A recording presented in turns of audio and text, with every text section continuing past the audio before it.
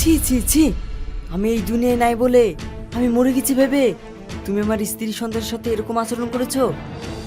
সেই জন্য বলে প্রয়োজন ফুরিয়ে গেলে আর কেউ প্রিয়জন থাকে না। হাসি, পিঙ্কি, তোমরা এদিকে এসো।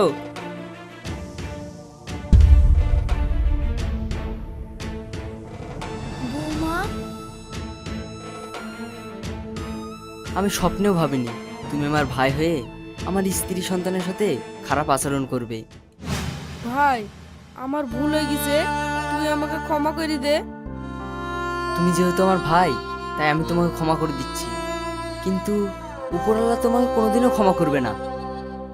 চ বাবু ঘরে চ। চলো বৌমা ঘরে চলো। সেলিম, তাহলে আমি আসি। হুম।